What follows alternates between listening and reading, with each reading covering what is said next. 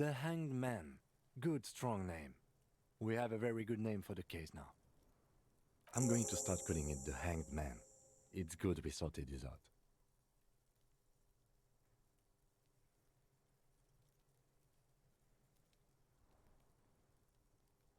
You don't exactly close them, so much as distance yourself from the smelly papers. They're a little further from your nose now.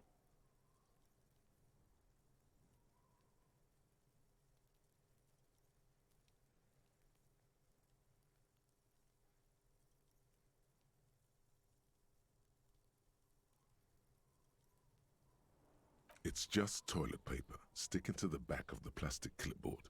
You can take it off if you want. Dann konsequent kleben lassen. Way cool.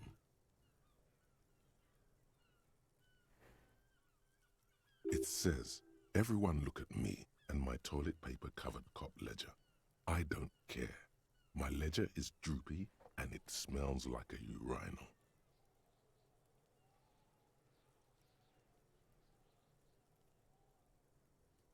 An aluminium block runs the width of the board, biting down on the paperwork. Its crocodile teeth are the only thing keeping the papers together. A regular pencil, the tip worn down to nothing, has been attached to the clip. The surface is interrupted by a silvery sticker. It's rectangular, sparkling with iridescence. You don't know how you didn't notice it before. It is similar to the RCM watermark on your blazer the lieutenant mentioned. Didn't he say something about the headlights of his motor carriage? That you can read these there?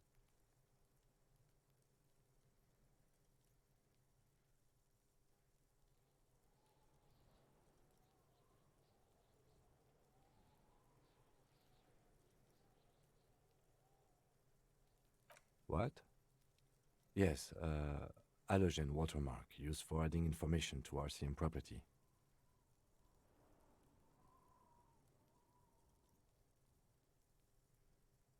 It depends. Aside from an anti-counterfeiting stamp, mine has my station number and address. The information varies by date of issue. Maybe yours will have how many cases you've solved. How many years you've been on the force, he's thinking. It'll have that.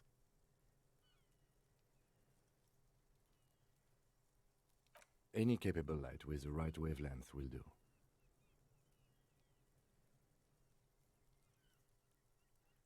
Yes, RCM vehicles have had lights tuned especially to reveal halogen watermarks. This means you can read the watermarks if you just turn the lights on. Okay. While a bunch of sodden papers sag from the clipboard in your hand, it's a sorry sight.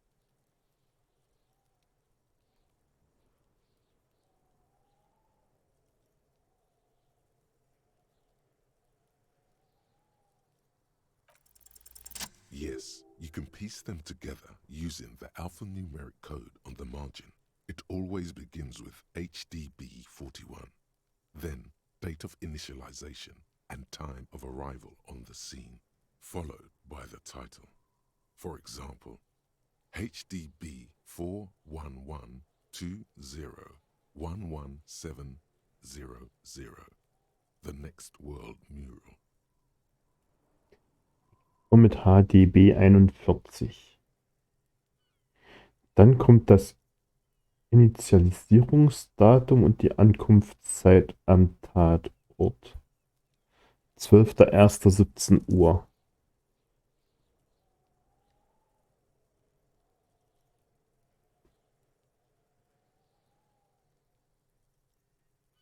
Why, yes, your precinct number is 41.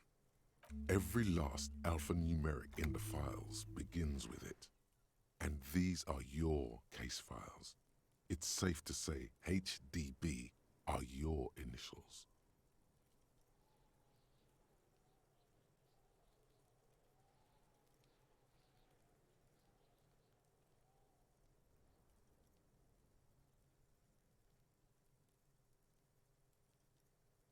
Hm.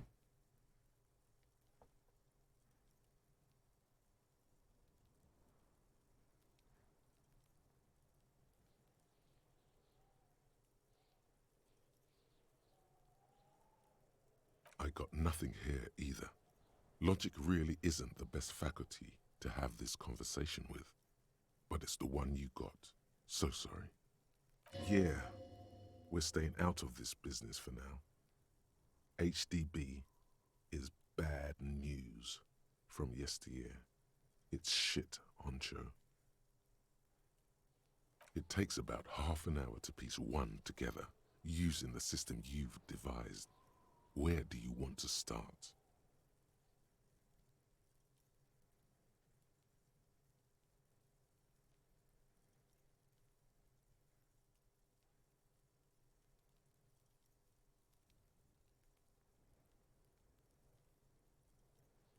It would be very interesting to read about these, wouldn't it?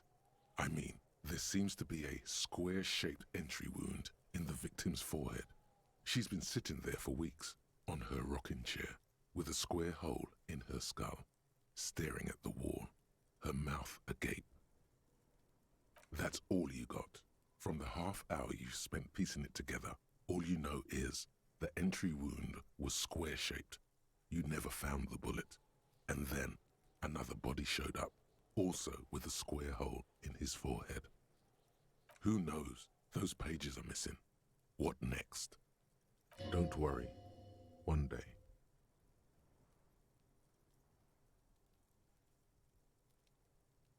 One day you may still catch the man with the square gun.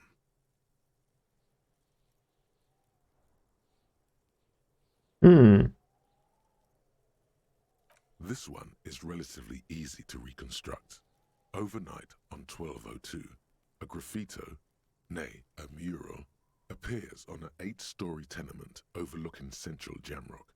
The building is a sparsely inhabited ghost tower, part of a failed real estate development called Grand Couronne. The mural is enormous.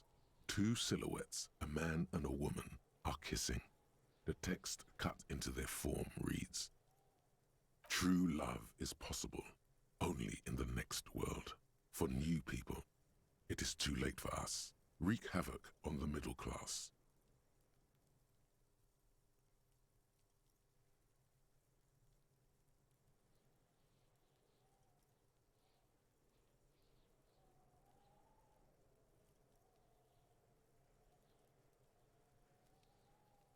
Das klingt so unfassbar traurig. Boah, meine Fresse, ey. Dieses Spiel, das zieht den richtig runter. People call it that thing and that fucking thing. It's visible for miles. In 2 days, the station's complaints desk gets clogged with requests to remove the bummer. You and your partner are assigned to the case. The graffito crew is easy to track down.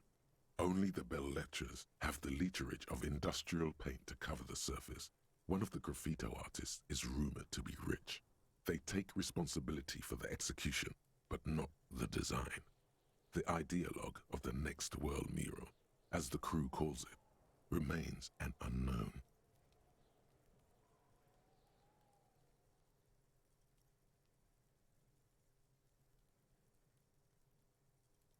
The crew agrees to clean up after themselves.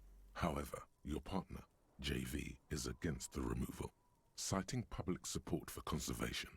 This leads to a debate in Precinct 41, which then spreads to the streets of Jamrock, ending in a rare plebiscite organized by you and the rest of Row 3. The 9,000 people subjected to the mural's message, all of Lakeside, Central Jamrock, and Villalobos, plus half of the eminent domain, participate in the vote.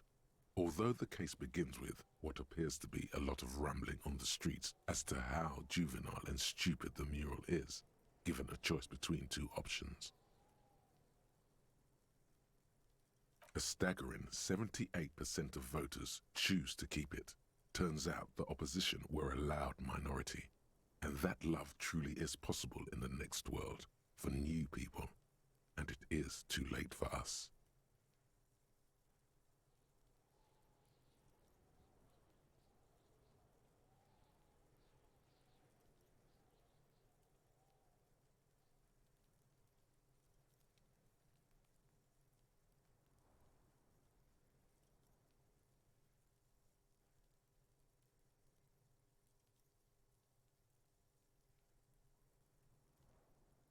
Did anyone ask you what you believe in, man with the smelly toilet ledger?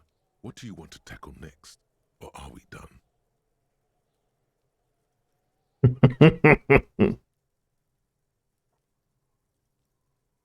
AKA Leslie and Burke, AKA the public indecency drunk and the property damage drunk, is a cursed case. It has been passed from unsuspecting officer to unsuspecting officer for 10 years. On January 29, the unsolvable case made its way to you. Why you accepted it, it is unclear. Every officer, and indeed most civilians in Jamrock, know it's unsolvable.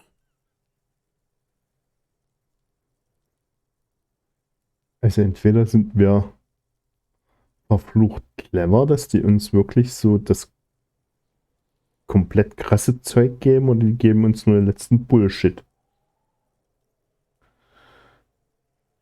Leslie will always take his pants off when he's drunk. Burke will always trash everything. It's just what they do. It is their nature. You cannot change the nature of a man, and you can't lock them away because public indecency and small-scale property damage are not punishable by incarceration.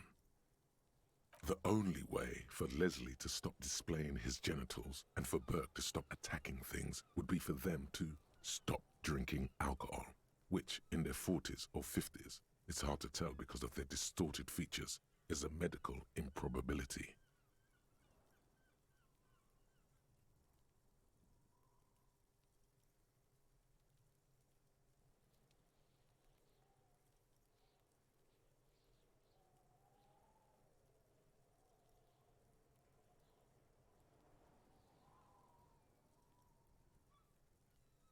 You would think that, but you're wrong. Where's the fun in exposing your genitals or breaking stuff in your own home? No, Leslie and Burke are on the corner of Main Street and Perdition, because that's where the action is. Can you keep yourself off the streets? Threatening fines, dragging them to the station, locking them up in the hellholes they live in, locking them up in the station, hypnotherapy, even trying to get the local gang of Zemyaki to take them out. The Zemyaki gave them ethanol, so Burke and Leslie would expose and rampage even harder. You tried it all, and still the complaints wouldn't stop, as they hadn't stopped for 10 years.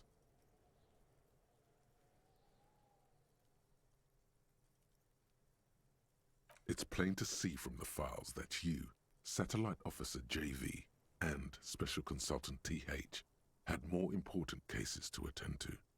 You uncover cross-reference to several ongoing investigations, each brought to a standstill every time you drive down Main Street. Because there they are, on the corner of Perdition. And what is Leslie doing?